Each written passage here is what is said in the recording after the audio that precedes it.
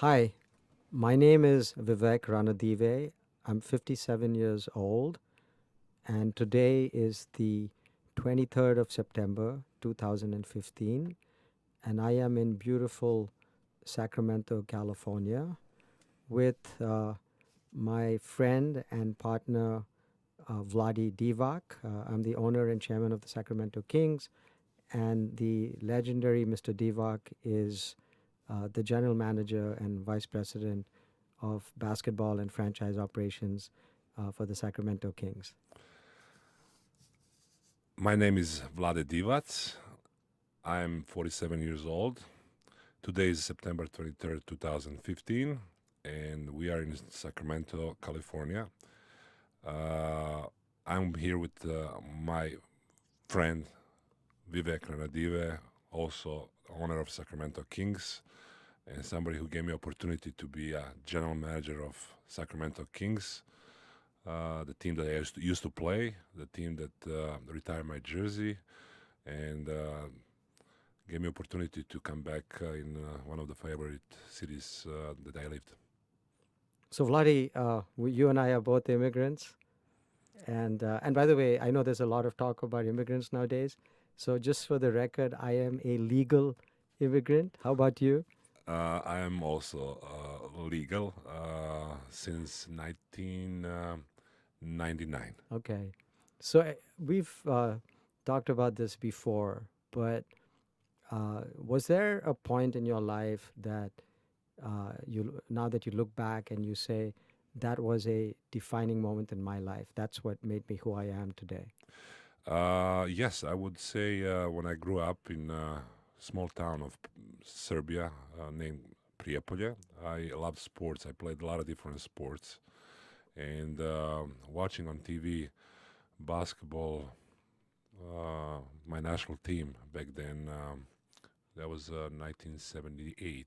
They became a world champion in Manilas, and you know, Yugoslavia back then was a small nation, and we were competing with the Soviet Union and on one side, and United States on another side, and we were able to become a world champions. So I was deciding back then I would be basketball player, and one day I would be world champion. But in those days, wasn't soccer the big game in Serbia? Yeah, and actually, I grew up starting playing soccer, and I was a goalkeeper. And my dad bought me gloves for the goalie, and it was a very dirty and a lot of mud in front of a goalie. I didn't want to dive in that mud and get dirty, so coach told me to find some indoor sport, and that's how he actually sent me to play basketball. And I guess he helped me to become who I am today. So basically, we owe your legend to the fact that you had a distaste for mud. Well, I just don't want to be, dirty. That's all. Yeah, yeah. Well, I, I have a similar story. I too, like you, uh, grew up in outside of the United States, and I was from Bombay, in India. And my defining moment happened when I was a little boy, and it was the middle of the night, and I had my ear plastered to a little transistor radio, and I heard these magical words: "One small step for man, one giant leap for mankind." And I was, of course, listening to the Voice of America broadcasting the moon landing.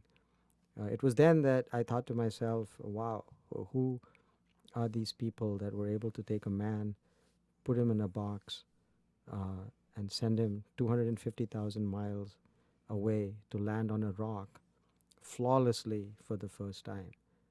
What brilliance, what courage, what perseverance. And it was then that I decided that I wanted to be one of these people. And so I dedicated my life to the study of science and technology, and I made my way to America. So we both have kind of our version of the immigrant story. Now, how old were you when you arrived on the shores of America? well, I was 21, and I was planning to be part of NBA. Actually, it was my dream, but it happened earlier than I thought. Lakers draft me in the first round. I was 26th pick, and I went back home, and I knew I'm gonna move to the United States, and I was afraid to come alone, so I got married with my girlfriend back then, and we are happily married after 26 years. We have 3 kids, and my kids are now in school, and I'm very proud father. So And you, tell me, your kids. You also have yeah. So I have 3 kids, and like you, I came here when I was 17, and I had applied to MIT. They made a mistake in the admissions process and admitted me. And in those days, the rupee wasn't a convertible currency, so you couldn't just go take rupees to the bank and get dollars. And so I showed up in Boston with $50 in my pocket and big dreams, and a semester's worth of tuition paid for at MIT. And that was the start of my journey. And now tell me, so you landed in LA, and what happened? well, when you mentioned how much you had, in your packet. When I came in, I didn't have any. My brother gave me $100. Yeah, but So I had more English than you did. yes, you did. In my school back then, my second language was Russian.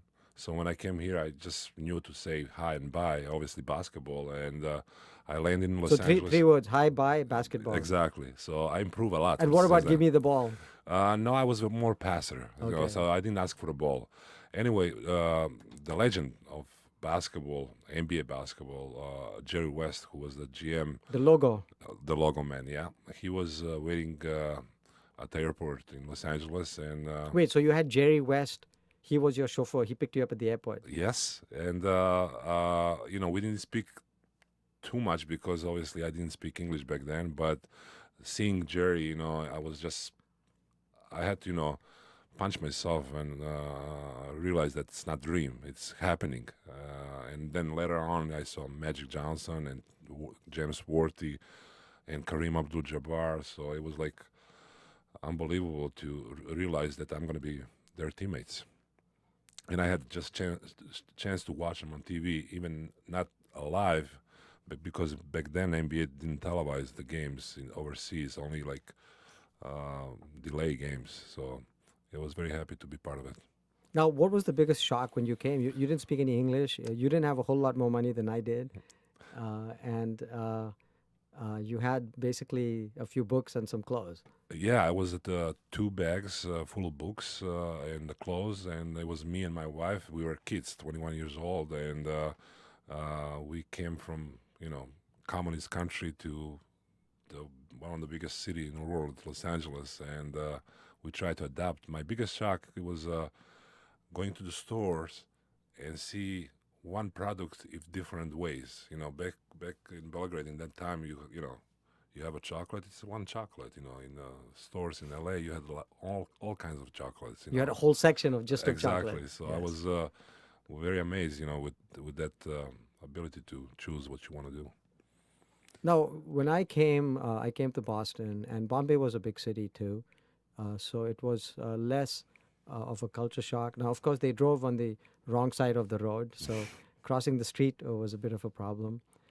But MIT was just an amazing experience. The school was incredible, the faculty, the students, and I was in the orientation class, and the dean walked in and said, how many of you graduated first in your class? And the entire room put its hand up, everybody.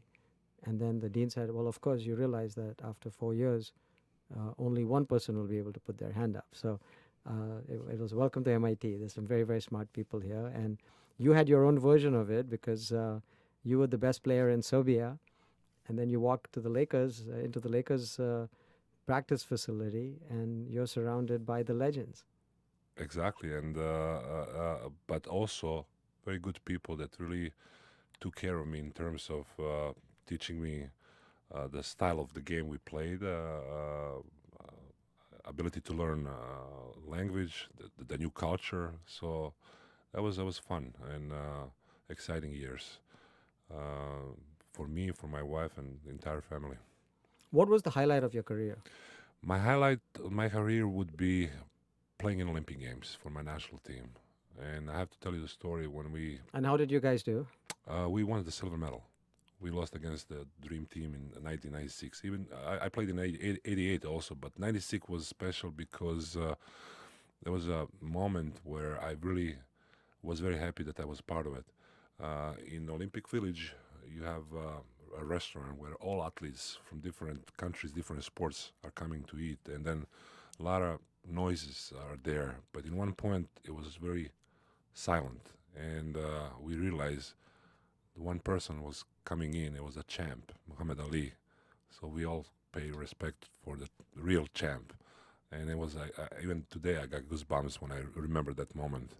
And he was a guy who I remember my dad was waking me up when I was a kid to watch those So he's matches. he transcends all boundaries, all sports, all cultures, countries, religions. When Absolutely. Ali walks in the room, everyone stops everything they're doing. Exactly, and he's I think the legend, the idol for any single athlete around the world. And you just mentioned, sports is something that brings people together, and I'm very happy that we got together because Yeah, and we Vladi, I think for me, it's been a real pleasure to know you. And one of the moments I'll never forget is you were kind enough to come with me to China when we played against the Nets, and then you also came with me to India when we took Adam Silver to India for the first time. And it was a real proud moment for me to have the NBA commissioner come to the city of my birth, Bombay. And it's a poor country, and it was the conditions were difficult. We were going to various facilities and locations for charitable work. And I'll never forget how when you and I walked into a hospital, and it was a hospital that catered to the poorest of the poor, to the homeless people. And we walked into the ward that took care of kids with AIDS. And these were homeless kids with AIDS. And you and I walked into this ward, and you had all these presents, and the entire room just lit up, and you were taking these kids with AIDS who had absolutely nothing. They didn't have a home, they didn't have parents, and they had AIDS, and they just lit up, and you were hugging them and you were holding them. And I thought to myself at that moment that, wow, wouldn't it be amazing if I could convince Vladi to leave Serbia and come join the Sacramento Kings? well, I remember that, and it was really sad to see those people in that conditions, and I was very happy that you managed to convince me to join you. And I have to say, there was a moment where I realized how much you actually did for this community, because I was playing here basketball, and I have to say the people from Sacramento are very passionate about the basketball team, and they were in danger of losing a team, and you came here and saved them. And when you called me, I had obligation to come back and try to be part of a team to help you out to bring that excitement that we had in early 2000. And I'm very happy that I'm part of the team now. Yeah, well, thank you, Vladi, and it's great to have you. I know it was a interesting process for me because I first fell in love with basketball when, as a single father, I was trying to find ways to spend more time with my little girl who was 12 at the time. And I foolishly volunteered to coach her basketball team, having never touched a basketball in my life. And of course, that led to an amazing experience. And I ended up then joining Joe Lacob and Peter Guber to buy the Golden State Warriors. So here I am, a guy from Silicon Valley. The Warriors was my team. We spent a couple of difficult years. We just had turned the team around. We were going to make the playoffs. And the people from Sacramento called me and say, hey, will you help us save the Kings because they're going to move to Seattle? Now, initially, my reaction was, "Wow, that's crazy! I don't live in Sacramento. I live in Silicon Valley, and the Warriors are my team."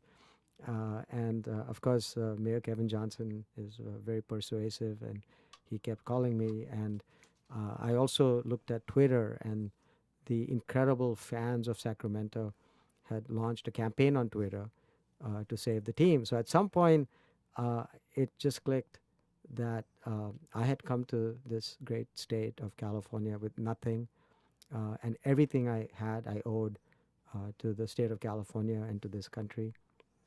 And I felt like maybe this was something I needed to do. Sacramento was our state capital. All it had was their Kings, and without it, uh, it would be devastating for the city.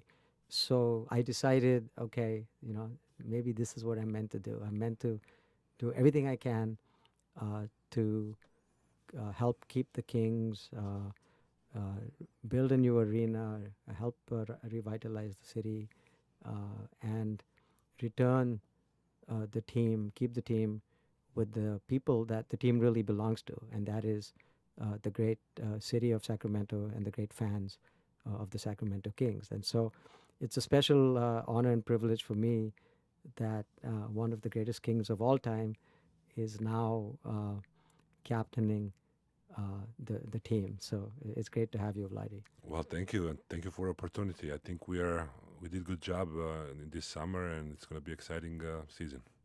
Now, What year was the relocation danger? this happened a couple of years ago, and so uh, it was in 2012, 2013 that it was virtually sure. In fact, there was a deal for Steve Ballmer to buy the Sacramento Kings and move them to Seattle. So the then owners, the Maloofs, had actually a deal in place, a signed deal with the Seattle group, which was headed by Steve Ballmer. Now, I do want to say that it's been really a pleasure to work with the state of California because when we bought the team, I gave a personal guarantee to the NBA that we would have an arena built by 2017. And in order to do that, we needed help from the state, and they crafted a law that allowed us to keep building and not having to put the shovels down, even when there were environmental challenges. And thanks to the hard work of the people building the arena, will now actually be done in 2016, 1 year ahead of when I had promised to have it done. And Vladi, you and I go there every few weeks and we buy the workers lunch. And what do you think about our new arena? Well, I have to say that's a great idea what you try to do, and that moment when we go once a month and spend some time with the workers and thank them for their hard work.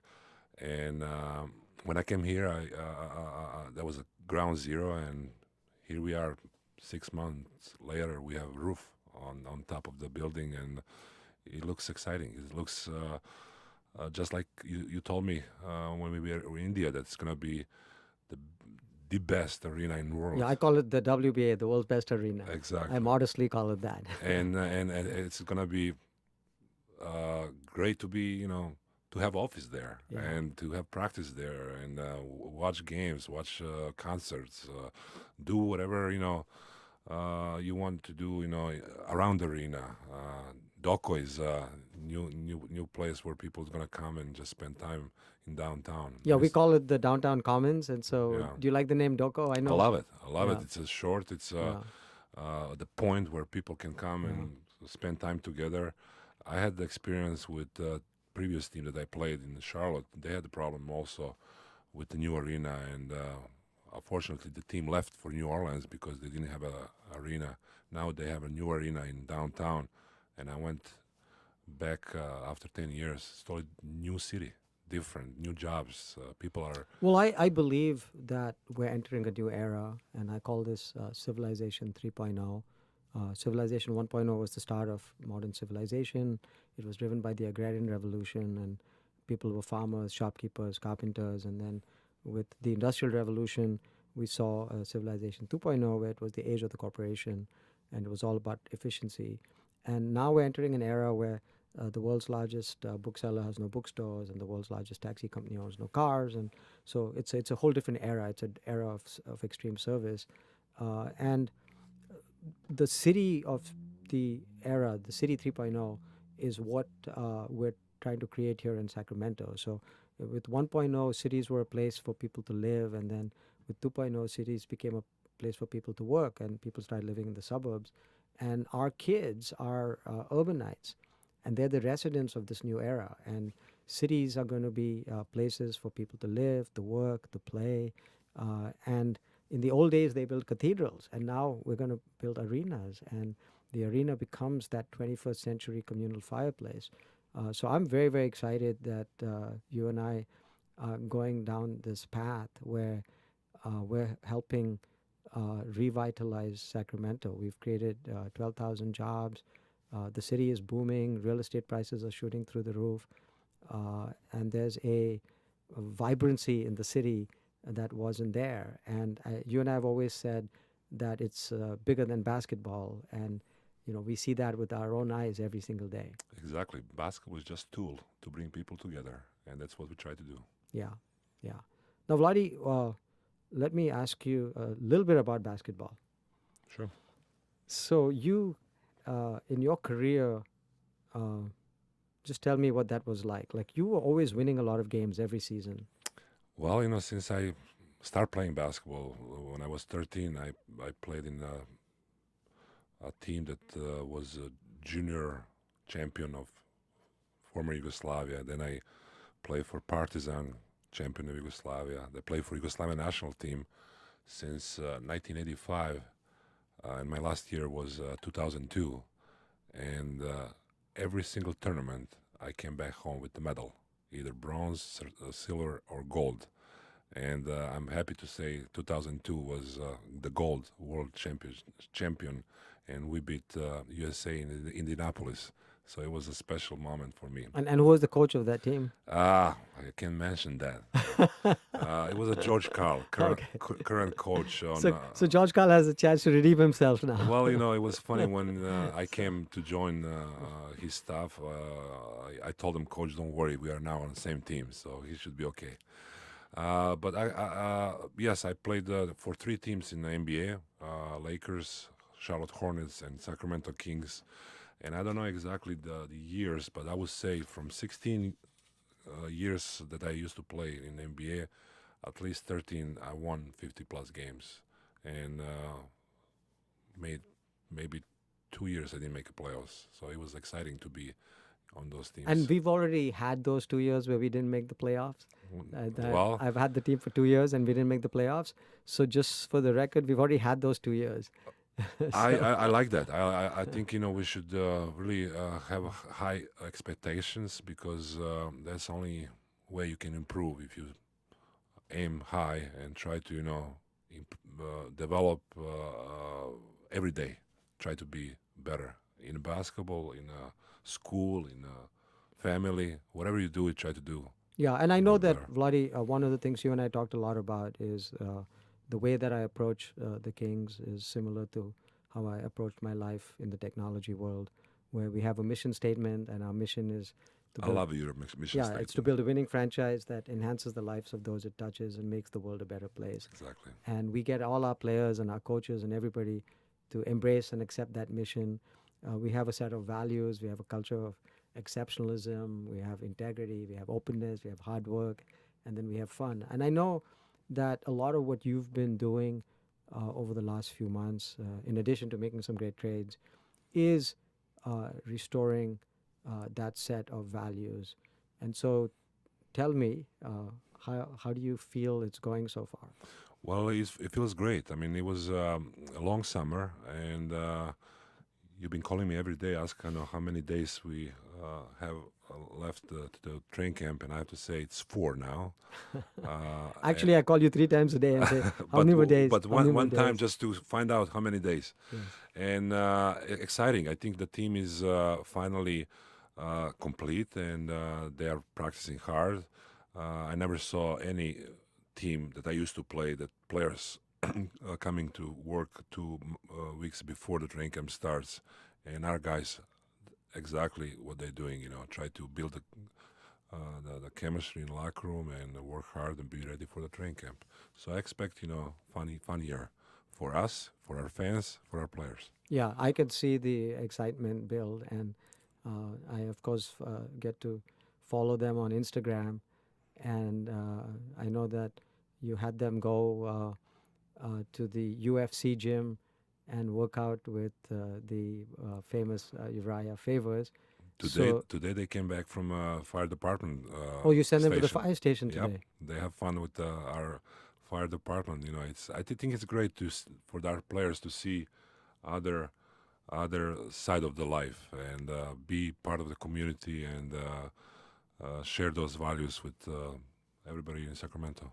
Talking about values, Vlade, recently I know you were in Serbia for a couple of days, and there are migrants flowing through Hungary, Croatia, Serbia, and I saw a picture of you and your beautiful wife Anna feeding these migrants.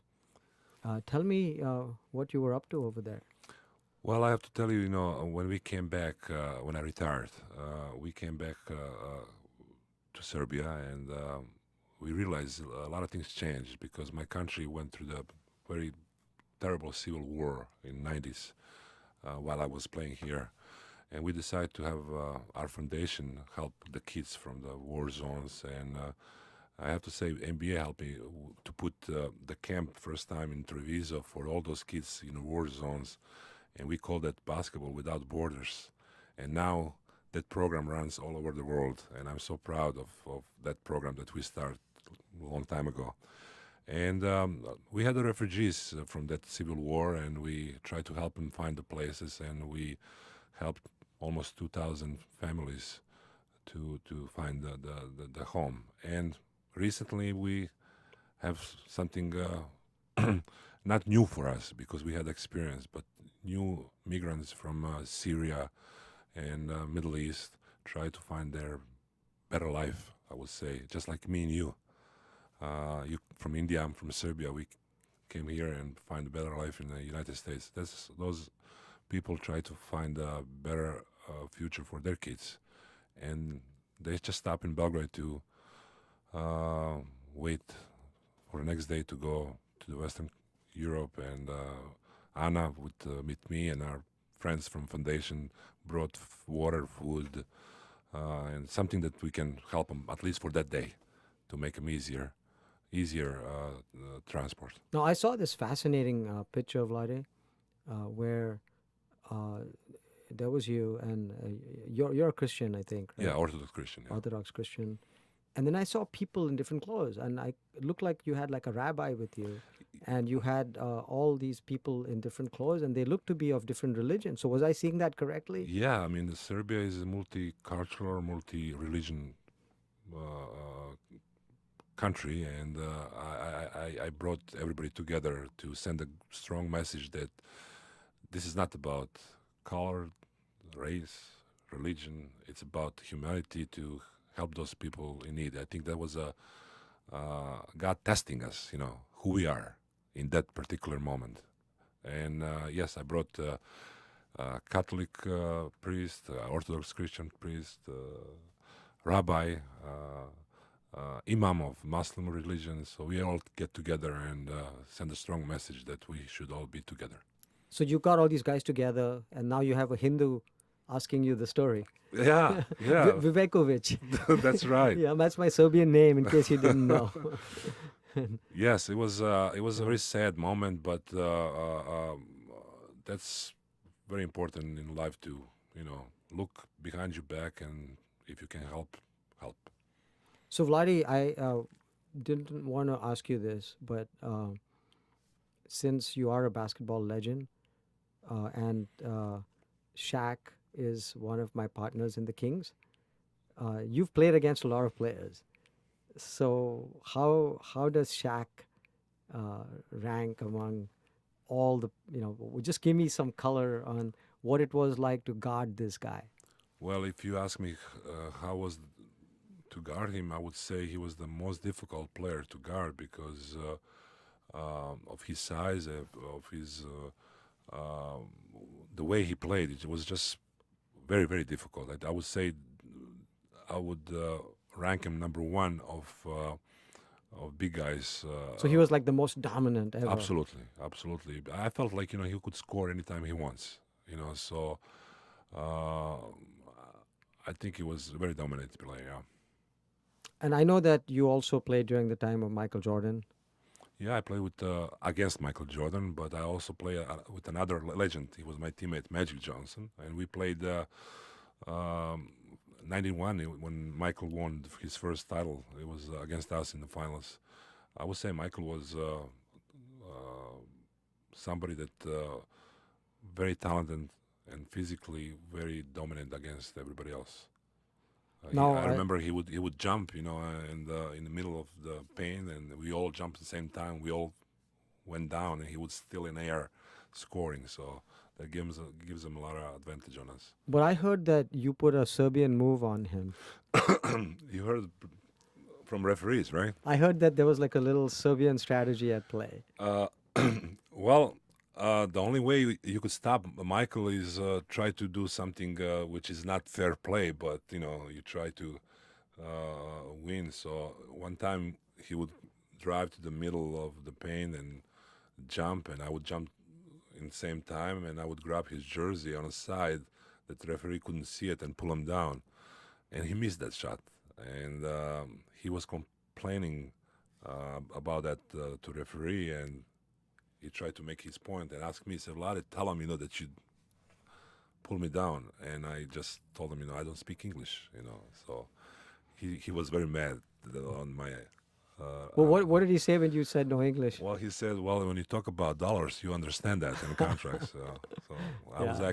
I was acting stupid. Yeah, the great Michael Jordan. Yeah. And that's great. What, in addition to your love of basketball and all the foundation work that you do, uh, what gets you up in the morning? Like when you wake up, what is the first thing you think about? And I know that you and I are very similar. And when I wake up, and I know this sounds corny, but I'm one of these guys who can't wait to get the day going. And I ask myself, what can I do to make things better in the world today? And I think you're the same way. Yeah, I would. Every day when I wake up, I'm waking up with smile because it's another day of this beautiful life, and I like to see people smile. And when I see people sad, I'm trying to find out what can I do to make their life happier. So it's great to be part of again this journey. I would say that. You saved the Kings. You brought me here to bring that excitement that we had in early in early 2000, and with new arena and fans finally having winning team. It's gonna be exciting year. Yeah, I just want the people that might be listening to this to know that Vladi and I are sitting in this little Airstream trailer, and he and I are opposites. He's tall, he's like 7'2". I'm short. I'm like 5'9". He's I like to eat vegetables. If you ever have a dinner with Vladi, you'll find that he hates vegetables. In fact, if there's like a tomato on his burger, he freaks out like a little kid. And I can keep going. Like one of us speaks English, the other one not so much. One of us dresses okay, the other one. Well, I would say one of us is better dressed, but then I don't want to say who because Vladi does have a nice jacket with him today. But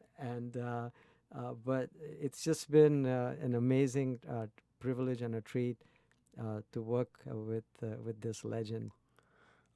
Same way, I'm just blessed to have a friend like you and somebody that inspire people and definitely inspired me to go forward and make this world a better place.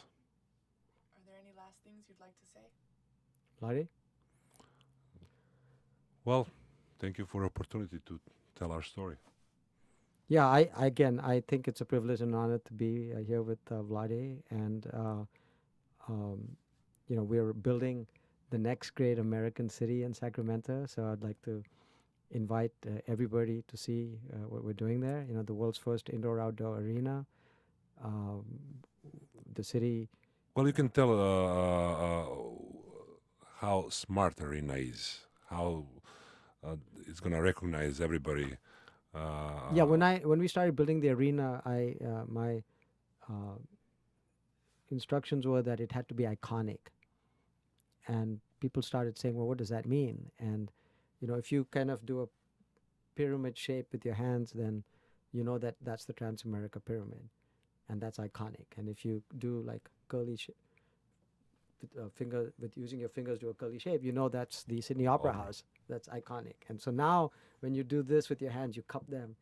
That's the Sacramento, the Golden One Center Arena, the Kings Arena, because it's an indoor-outdoor arena. So it's the world's first indoor-outdoor arena where you'll be able to push a button and the doors, which are the same that Elon Musk uses for his rockets, the SpaceX hangar doors will come up and the arena will open up. It's the world's smartest arena. The arena will recognize you. It checks into you instead of you having to check into it. It'll tell you where to park. It'll tell you how to get to your seat. It'll recognize you. You don't even have to take your ticket or your phone out. And it's the greenest arena.